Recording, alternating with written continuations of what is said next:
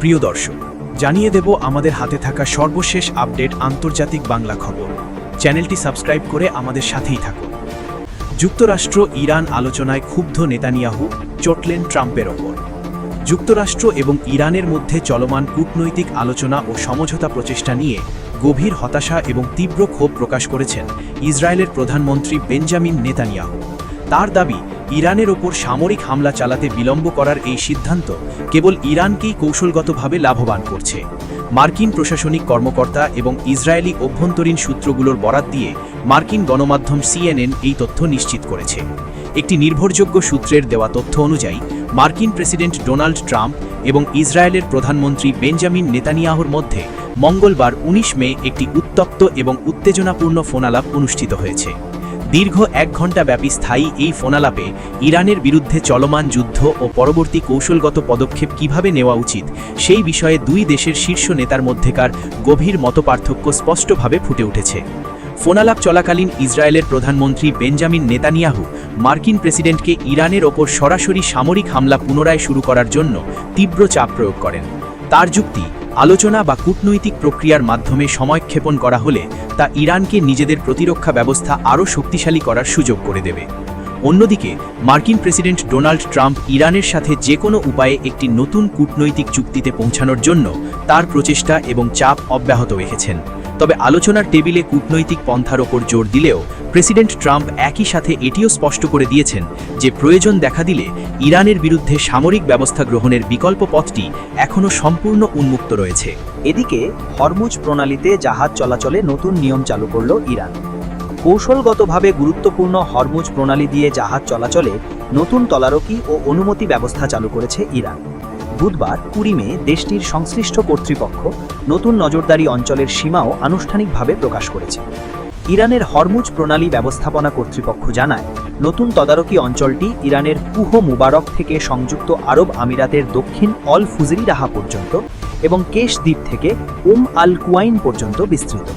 নতুন নির্দেশনা অনুযায়ী নির্ধারিত যোগাযোগ ব্যবস্থা থাকা সব জাহাজকে হরমুজ প্রণালী অতিক্রমের আগে পারস্য উপসাগর জলপথ ব্যবস্থাপনা কর্তৃপক্ষের সঙ্গে সমন্বয় করে অনুমতি নিতে হবে।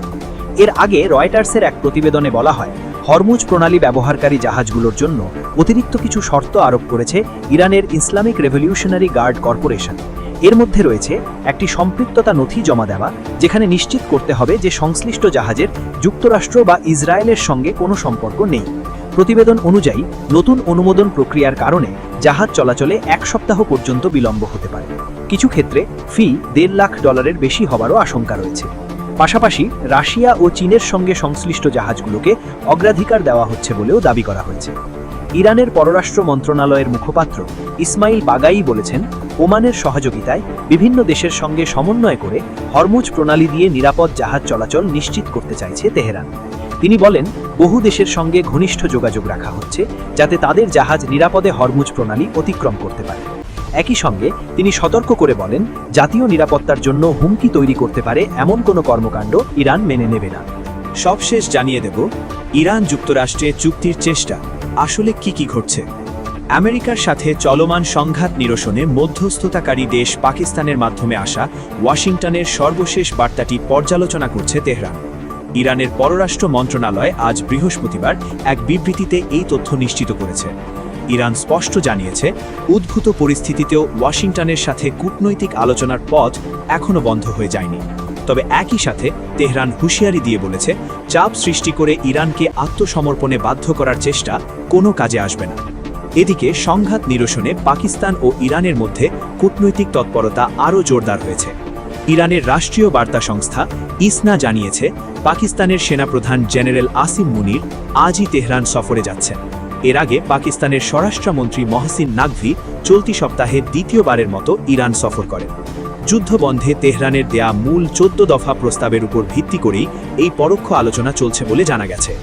কূটনৈতিক আলোচনার পাশাপাশি সমুদ্র সীমায় সামরিক ও কৌশলগত নিয়ন্ত্রণ বজায় রাখার নীতি জোরদার করেছে তেহরান। ইরানের নবগঠিত পার্সিয়ান গালফ স্ট্রেট অথরিটি কৌশলগতভাবে অত্যন্ত গুরুত্বপূর্ণ হরমুজ প্রণালীতে একটি বিশেষ তত্ত্বাবধান এলাকা ঘোষণা করেছে। নতুন এই নিয়ম অনুযায়ী এখন থেকে এই আন্তর্জাতিক জলপথ দিয়ে যাতায়াতকারী যে কোনো বাণিজ্যিক বা সামরিক জাহাজকে ইরানের পূর্বানুমতি নিতে হবে। অনুমতি ছাড়া চলাচলকে অবৈধ বলে গণ্য করা হবে বলেও সতর্ক করা হয়েছে। এই নতুন নীতিমালার মাঝেই গত ২৪ ঘণ্টায় হরমুজ প্রণালী দিয়ে প্রায় ২৫টিরও বেশি বাণিজ্যিক ও তেলবাহী জাহাজ পারাপার করার অনুমতি দিয়েছে ইরানের ইসলামিক রেভলিউশনারি গার্ড কর্পোরেশন নৌবাহিনী। IRGCর পক্ষ থেকে এক সোশ্যাল মিডিয়া বার্তায় জানানো হয়, মোট ২৬টি জাহাজকে প্রয়োজনীয় সমন্বয় ও নিরাপত্তা নিশ্চিত করার পর এই প্রণালী পার হওয়ার অনুমতি দেওয়া হয়েছে। ইরানের এই কঠোর অবস্থানের কারণে বৈশ্বিক জ্বালানি সরবরাহ ও বাণিজ্যিক শিপিং রুটে নতুন করে উদ্বেগের সৃষ্টি হয়েছে। অপরদিকে মার্কিন প্রেসিডেন্ট ডোনাল্ড ট্রাম্প এক বিবৃতিতে জানিয়েছেন যে ওয়াশিংটন এবং তেহরান বর্তমানে চুক্তি সম্পাদন ও যুদ্ধ পুনরারম্ভের একদম মাঝামাঝি অবস্থানে দাঁড়িয়ে রয়েছে। তিনি সতর্ক করে বলেন, সঠিক সিদ্ধান্ত নিতে ব্যর্থ হলে পরিস্থিতি দ্রুত আরও ভয়াবহ সংঘাতের দিকে মোড় নিতে পারে।